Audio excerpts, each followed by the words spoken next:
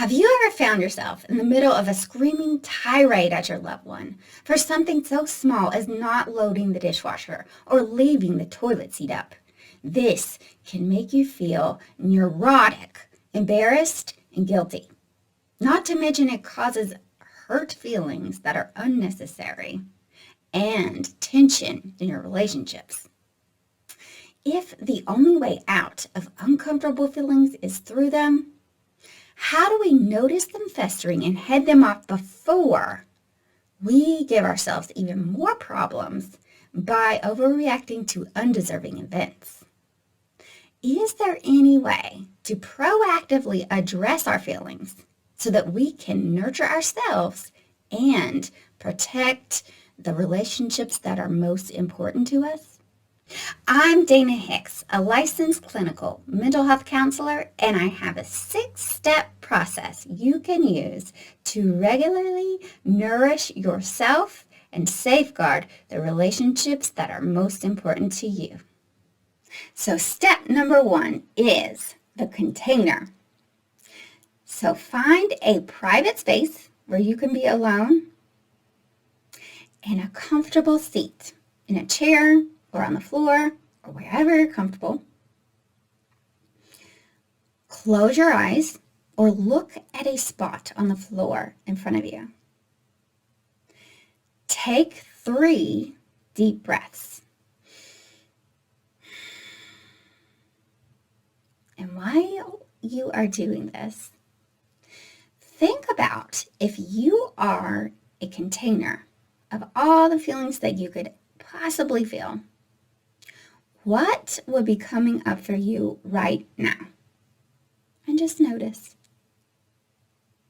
Feel free to write whatever comes up for you down on a piece of paper. And then get another piece of paper and draw a heart representing the container for all the feelings that you could ever possibly feel. So step number 2 is feelings. So this involves going on the internet and searching a comprehensive list of emotions. You might want to print out this list so that you can take your time and notice what resonates with you in the moment. Oh, I'm really feeling this. I'm going to circle it. Okay? So, or you could just write the ones down that resonate with you from the screen, whichever you prefer.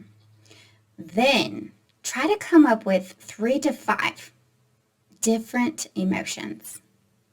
Then, once you have your list,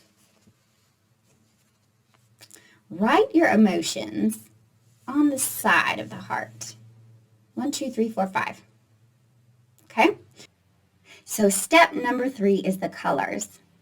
So I want you to look at each emotion that is on your list and think of the color that just pops in your head. Take a marker or crayon or whatever and highlight that emotion that color. Do that with all 3 to 5 of them.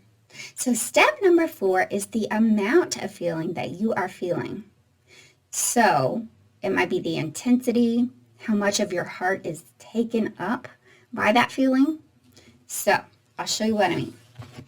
So once you have color-coded your feelings, color in ever how much of your whole heart that feeling is taking up. So it might be a lot of it. It might be just a teeny bit. You get to decide. And then do that for each one of your feelings. So step number 5 is thoughts. So once you have the amount of each feeling that you're feeling, go through all the colors and just write down in your journal what thought led to each feeling. Or what is the belief that led to that feeling? What is the situation that led to that feeling? And just let yourself just free write about each one. So step number 6 is fit it into your life, which means appoint a day and time in your regular schedule to sit down and do this activity so that you Regularly know what is under the surface for you and what to be gentle with yourself about so you avoid embarrassing outbursts and protect the relationships that are most important to you. So in conclusion, once you have this much more tangible information, it might just be enough to notice it for yourself and name it. Or you might want to share it with a trusted friend or a therapist for further support. Also, stay tuned for my next session on more ideas of how to manage the uncomfortable feelings that come up during this process. So that's my gift to you. Feel free to like, comment, and subscribe below with no strings attached.